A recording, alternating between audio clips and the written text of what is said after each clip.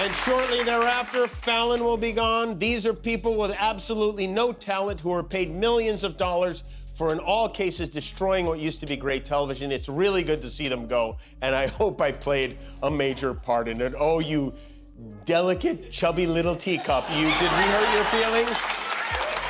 You want us to be canceled because we make jokes about you? I thought you were against cancel culture. I thought that was like their whole thing. When did you become so woke? Jimmy Kimmel's show gets axed, but instead of retreating, he takes aim at the man whose political circus has fueled comedy gold for nearly a decade. It's impossible. You can't turn him off. He won't power down. He's like Ultron. He just keeps going. Every day, it's something crazier than the next. I made a list. This is all in the last 2 months. I made you a quick list. I will run through it. He paved over the Rose Garden. He's building a golden ballroom at the White House. He's planning a UFC fight at the White House. He cut off Kamala Harris's Secret Service protection. He named himself host of the Kennedy Center honors. He went to Alaska to bend over for Putin. He sent military tanks into Washington, D.C. He said the Smithsonian focuses too much on how bad slavery was. Kimmel zeroes in on the irony of Trump's public image. This is a man who built his empire on branding, plastering his name on towers, stakes, and failed universities, only to become the punchline of every branding disaster in modern politics. I don't necessarily feel like I'm defending democracy, but I do feel like I'm giving this guy a little poke, and he deserves it, and I enjoy it, and I love that people enjoy it too. The cancellation became a prop, and Trump became the clown juggling the consequences. In a way, it's poetic. Kimmel loses airtime, but Trump loses dignity on a global scale. There's a rumor making the rounds this weekend that Trump was dead because he hadn't been in front of a camera for a few days. That's how much he's in front of a camera. When we don't see him there, we assume he must be dead. And also, he has mysterious bruising on his hand, which they tried to cover up with makeup. And this cover-up's even sloppier than the Epstein one. This is how Kimmel then dismantles Trump's self-styled persona as the people's champion. The contradiction is glaring. Here's a man who wraps himself in the American flag while outsourcing his merchandise to factories overseas. Kimmel skewers that hypocrisy, painting Trump as a patriot for profit whose loyalty extends no further than the balance sheet. This morning, Trump warmed up for his date with the British press by yelling at a reporter from Australia who dared to ask about the billions of dollars he's been raking in since the election. President Trump said a president in office should be engaged in so much business activity. Well, I'm really not. My kids are running the business. I'm here. You know what the activity, where are you from? I'm from the Australian Broadcasting Corporation, Four Corners Program. Well, the Australians, you're hurting Australia, right? In my opinion, you are hurting Australia very much. Trump loves America the way a landlord loves a tenant's rent check. It's transactional, shallow, and always late.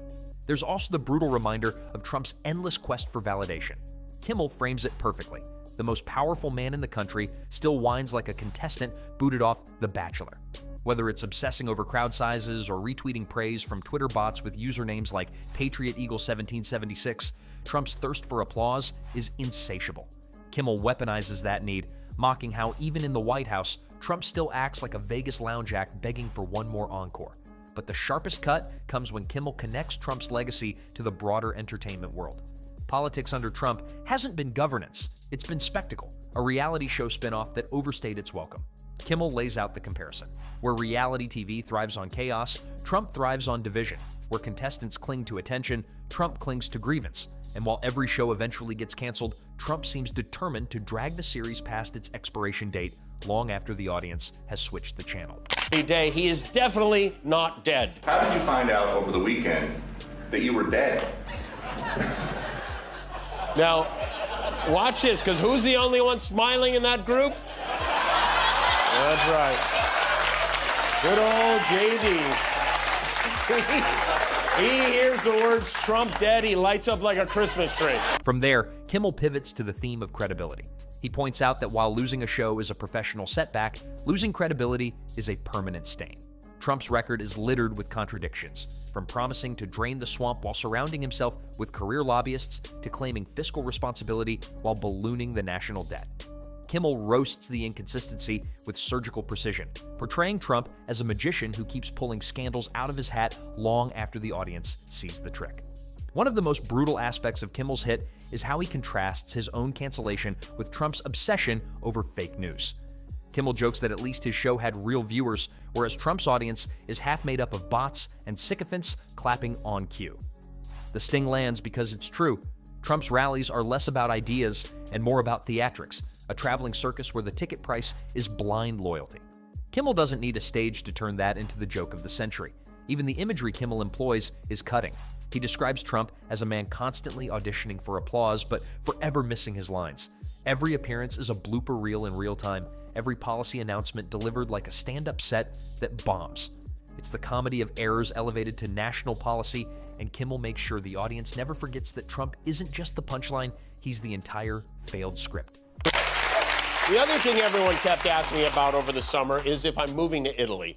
Because I mentioned on the Sarah Silverman podcast that I got dual citizenship through my mother, who has Italian citizenship. And oh man, the MAGA gang went nuts. Late-night comedian Jimmy Kimmel confirming he has obtained Italian citizenship. Jimmy Kimmel's so scared he's drafting an escape plan. We could see Jimmy Kimmel evidently leave sometime soon. He would say ciao. How is he Italian? There's no way he's Italian. You know, I didn't realize he was Italian. I didn't know he was Italian. I'm kind of disappointed. It's like, okay, Italy's great, but also there's not a lot of air conditioning or ice, so go for it. Yeah, good luck. Digs into Trump's fragile relationship with critics.